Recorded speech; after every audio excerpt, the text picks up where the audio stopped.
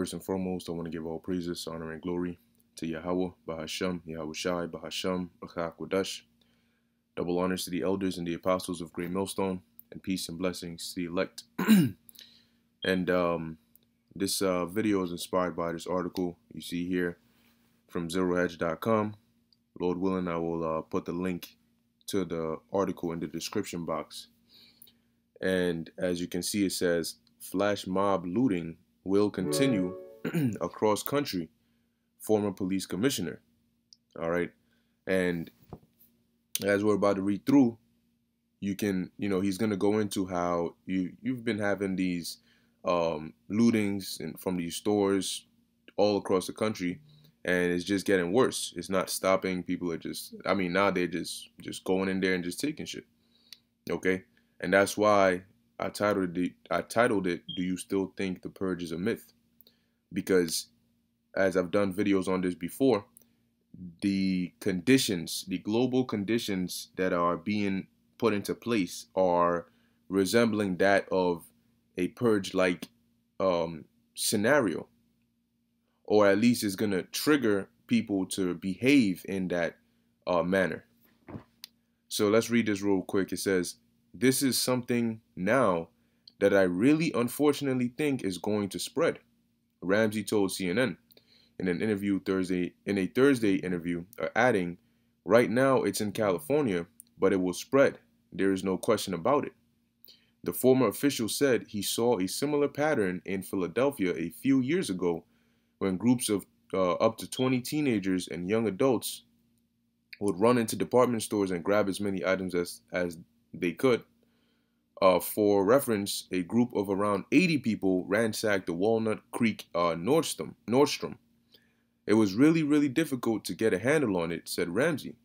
What we found was, one, it was being organized through social media, right? So there you go, attacking social media, all right, giving reason to police it. So one of the things we started doing is paying close attention to social media. There you go, right? It says here, Ramsey pointed to lax punishment as one cause, saying it's very, very minimal, and in most cases, it's a misdemeanor.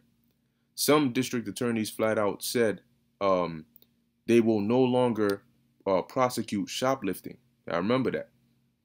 This is not shoplifting. This is something far worse than shoplifting. Okay?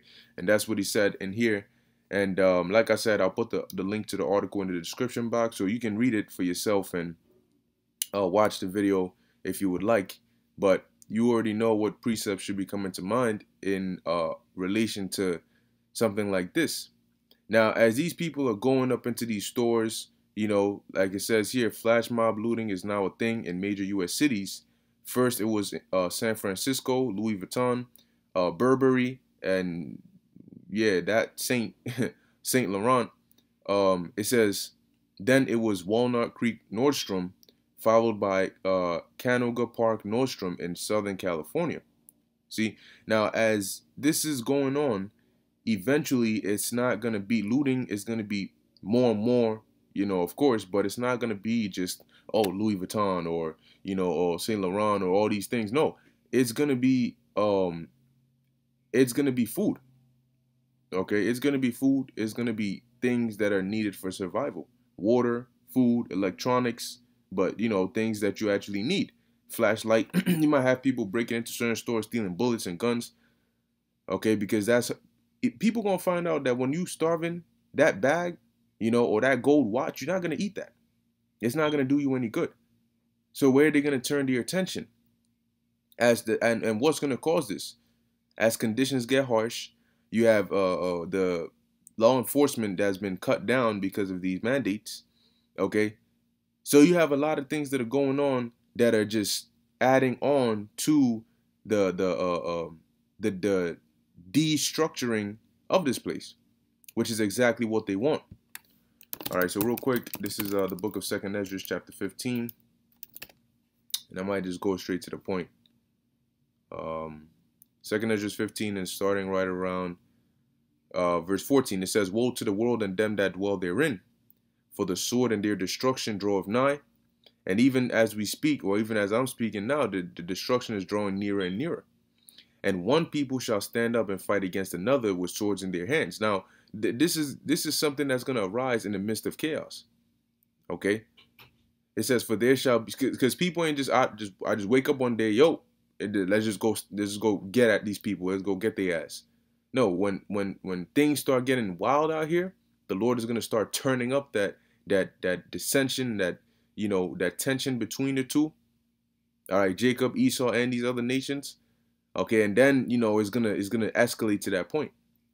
It says, "For there shall be sedition among men," which we're already seeing that happening now around the world. But why are these things happening? Because of the conditions. And it's gonna get worse. And as it gets worse, what do you think you're gonna see? You're gonna see more of this. And invading one another, they shall not regard their kings nor princes. People already breaking into other people's houses now, whether they going looking for some mass or looking to steal things. Okay. And it's going to get worse as people get more desperate. And people are going to get more desperate as these devils put the squeeze tighter and tighter in order to get these people to break so they can get their NWO. It says, "In the course of their actions shall stand in their power." See, they're going to do what they want to do. Not what you're telling them to do, not what the law says. Because they know, well, really we shouldn't be looting, but they're going to do what they want to do anyway. That's the times we're living in now. And that's how this place is, man. One trend leads to another, leads to another, leads to another, and it just escalates. So as the former police commissioner said, he said this is going to continue.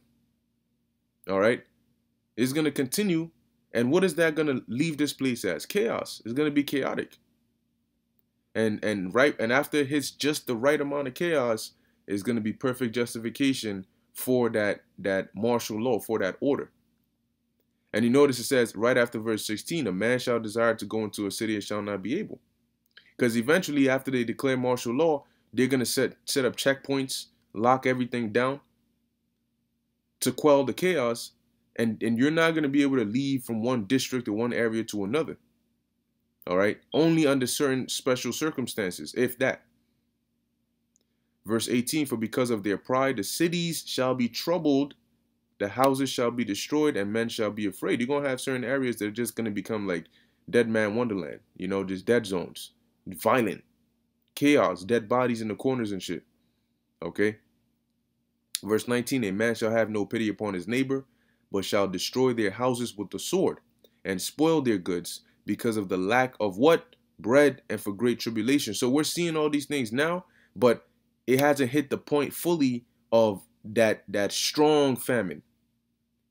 So if you're already seeing these things now, what happens when the strong famine hits? Because these shortages still haven't been solved. And the food supply is running down, is running low in terms of what you have access to. And they're cutting it off to starve your ass out. So it's only a matter of time.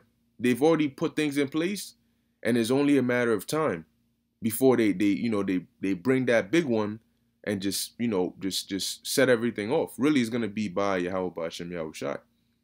Okay, but this is the normal. All right, you waking up hearing shit like this. All right, the oh so great America is becoming a third world country before your eyes, and people are stuck in their in denial that they don't want to accept that. But it's the reality, and then the sooner you wake up to it, the better. So with that, I'm going to end it here. Lord willing, that was edifying to the elect. In closing, I want to give all praises, honor, and glory to Yahweh, Bahasham, Yahushai, Bahasham, Rakah Kodash. Until next time, Shalom.